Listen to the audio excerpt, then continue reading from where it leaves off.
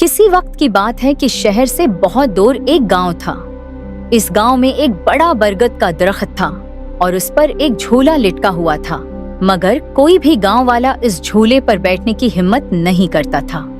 एक रात घसीटा और उसकी बीवी निर्मला अपने घर में सो रहे थे कि अचानक उन्हें खिड़की के बाहर किसी के रोने की आवाज सुनाई दी। इस आवाज से घसीटा की आंख खुल गई। वो घबरा कर बोला, ये कौन है? ऐ खुदा, लगता है ये आवाज बरगद के दरख्त की तरफ से आ रही है। निर्मला, जल्दी उठकर देखो, आज फिर वही रोने की आवाज आ रही है। निर्मला ने जैसे ही खिड़की से बाहर झांका तो उसने झूले पर एक औरत को बैठा देखा। इस औरत ने सफेद साड़ी पहन रखी थी और वो रो रही थी। घसीटा हैरान होकर बोला, निर्मला, जल्दी आओ, झूले पर कोई बैठा हुआ है। निर्मला भी फौरन खिड़की की तरफ आई और गौर से देखने लगी। वो परेशानी से बोली, ये तो चुड़ैल मालूम होती है जिसने झूले पर कब्जा कर रखा है। तुम्हारा दिमाग खराब तो नहीं हो गया? वो बस एक आम औरत लग रही है। मगर जैसे ही वो नीचे झूले की तरफ देखने लगा, झूला हिलने लगा। घसीटा बोला, अब तुम देखना, मैं जाकर देखता हूँ कि ये कौन है। तुम पागल हो गए हो जो खुद मौत के मुना में जाने का सोच रहे हो। मैं तुम्हें बाहर नहीं जाने दूंगी। अचानक वो औरत झूले से गायब हो गई। ये देखकर दोनों खौफ से कांपने लगे। निर्मला ने घसीटे से कहा, मैंने कहा था ना, ये कोई आम औरत नहीं है। हाँ, लगता है इस झूले में कोई ना कोई गड़बड़ जरूर है, तभी तो कोई उसके करीब जाने की हिम्मत नहीं करता।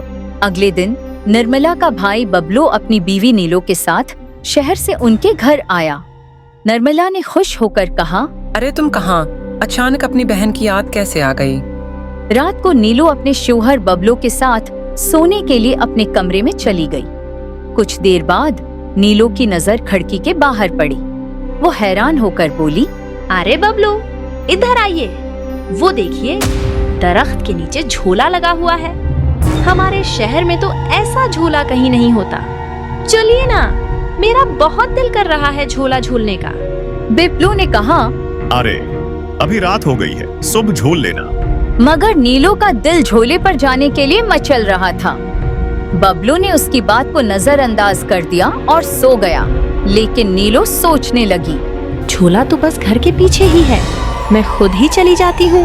ये सोचकर नीलो चुपके से घर से बाहर निकली और सीधा झूले के पास जा पहुंची। वो खुश होकर बोली, वाह, ये तो बिल्कुल वैसा ही निकला जैसा मैंने सोचा था। आज तो बहुत मजा आएगा। फिर नीलो झूले पर बैठ गई और जोर जोर से झूलने लगी। खुशी से उसने गाना गाना शुरू कर दिया। रात के सन्नाटे में नीलो झूले पर झूलती रही, खुशी में गाने गाती रही। वो बेहद खुश थी और उसे अंदाजा भी नहीं था कि वो किस खतरे के करीब जा चुकी है। फिर जैसे ही वो झूले से उतरने लगती है, उसे महसूस होता है कि किसी ने उसे पकड़ रखा है। वो नीचे नहीं उतर पा रही क्योंकि उसके बाल किसी चीज में उलझ गए हैं। वो बहुत डर जाती है। अरे हरी, ये कौन है? कौन है जिसने मुझे पकड़ रखा है? वो इधर इधर देखती है लेकिन उसे कोई नजर नहीं आता। अरे मैं फंस गई हूँ, मैं क्यों नहीं उतर पा रही? बचाओ बचाओ, कोई है, सुनो, मेरी मदद करो।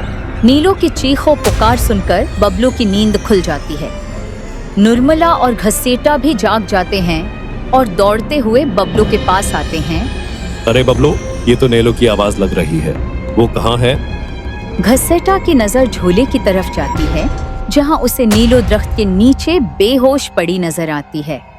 या अल्लाह, नीलो झूले के पास कैसे चली गई? वो सब झूले की तरफ भागते हैं और देखते हैं कि नीलो बेहोश पड़ी है। ये तुम्हें यहाँ नहीं आना चाहिए था। या अल्लाह, अब क्या होगा? वो नीलो को घर वापस ले आते हैं। सुबह होते ही सब नीलो के पास आते हैं। नीलो, तुम ठीक हो? देखो, आज के बाद झूले के पास कभी मत जाना। मैं आज के बाद कभी झूले के पास नहीं जाऊंगी। नीलो डरते हुए कहती है। रात को जब सब सो रहे होते हैं, नीलो की आंख खुल जाती है। उसकी आंखें सर्क हो जाती हैं और उसके पांव अलटे हो जाते हैं। जैसे ही वो बस्तर से उठती है, वो झूलने लगती है और झूले पर जाकर बैठ जाती है। अचानक उसकी हंसी गूंजने लगती है जो बहुत खौफनाक होती है। निर्मला और घसीटा दौड़कर बबलू के कमरे में आते हैं। और देखते हैं कि नीलो वहाँ नहीं है। या अल्लाह, नीलो कहाँ चली गई? वो खिड़की से झांक कर देखते हैं तो उनकी आंखें हैरत से खुली की खुली रह जाती हैं।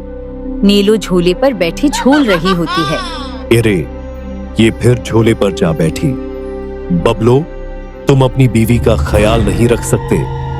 देखो, ये रात के वक्त झूले पर झूल रही है। घुस्सैटा गुस्से से कहता है, मुझे माफ कर दो। मैंने उसे समझाया था कि झूले के पास मत जाना, लेकिन चलो, हमें फौरन वहां जाना होगा, कहीं कोई बड़ा नुकसान ना हो जाए। वो सब तेजी से झूले की तरफ भागते हैं।